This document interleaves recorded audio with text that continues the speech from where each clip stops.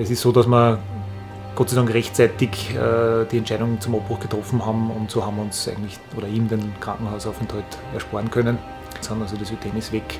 Er hat schon noch ein leichtes Lungengeräusch, das die Bronchitis ist, aber die ist auch am Abklingen und ist am Weg der Besserung, definitiv. Ja. Er braucht jetzt sicherlich nur ein paar Tage Schonung. Die werden wir jetzt da in Annapolis in diesem Setting zusammenbringen, ja, sodass er dann für den Rückflug auch wieder fit ist. Das Rennen ist jetzt seit 1,5 Tagen zu Ende für mich und jetzt habe ich auch schon ein bisschen Zeit gehabt, mir da zu überlegen, was passiert ist, warum vielleicht was passiert ist. So muss ich sagen, körperlich geht es wieder einigermaßen, also die Symptome von der Höhenkrankheit, vom Lungenödem sind eigentlich wieder recht gut zurückgegangen. Es war einfach die extreme Hitze von Anfang weg. Ich habe von Anfang an ein paar Probleme gehabt mit der Nahrungsaufnahme. Es ist einfach nie wirklich so ins Laufen gekommen.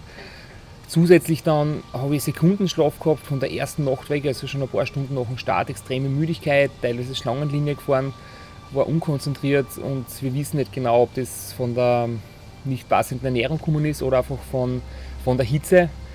Und es hat dann eigentlich erst am zweiten Tag angefangen richtig zum Laufen, also von der Time Station 4 ungefähr weg bis nach Flagstaff. Das war das, wo ich dann in Führung gegangen bin. Und von dort weg ist eigentlich wieder schlechter geworden. Dann habe ich einfach das Gefühl gehabt, ich muss mehr trinken. Es war vielleicht zu viel.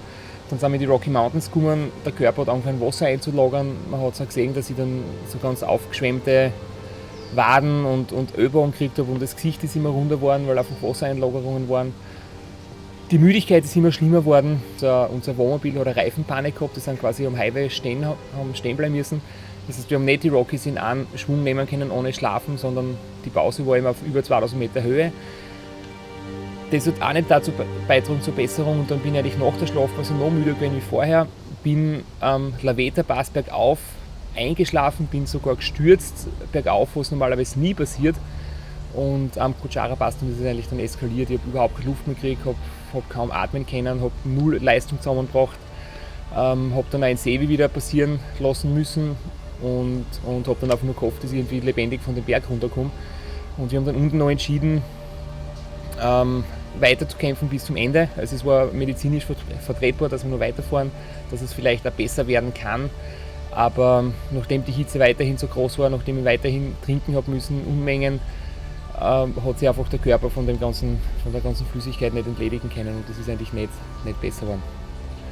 Und dann bin ich eigentlich nur mehr sehr stolz gewesen auf mein Team, weil alle hinter mir gestanden sind, wie wir gesagt haben, wir kämpfen weiter, wir probieren es nochmal. Aber es hat dann auch jeder verstanden, wo ich dann gesagt habe, es macht keinen Sinn mehr, ich kenne das schon von 2009, ich will nicht nochmal auf der Intensivstation liegen. Mir ist lieber, ich komme wieder zum Ram zurück, gesund und fit, als ich habe jetzt dann irgendwie langfristig geschehen, indem ich mich da sportlich sinnlos dann ins Ziel quäle. Aber die Entscheidung waren dann alle hinter mir und es ist quasi niemand böse oder niemand enttäuscht, dass wir ausgestiegen sind. Und da kann ich eigentlich auch nur mich wieder bei meinem ganzen Betreuungsteam bedanken. Wir haben jetzt da versucht, das Ganze aufzuarbeiten, sind in einer Runde zusammengesessen, haben diskutiert, es hat jeder seine Ideen beigetragen, was er glaubt, was vielleicht nicht hundertprozentig richtig war, dass wir wieder daraus lernen können, dass wir die positiven Dinge daraus ziehen können. Und ja, ich versuche jetzt heuer noch vielleicht so fit zu werden, dass ich heuer noch einen abschließenden Wettkampf machen kann. Das wäre mein großes Ziel, dass die Saison heuer noch einen guten Abschluss findet. Und ich werde sicher wieder beim Ram dabei sein in Zukunft.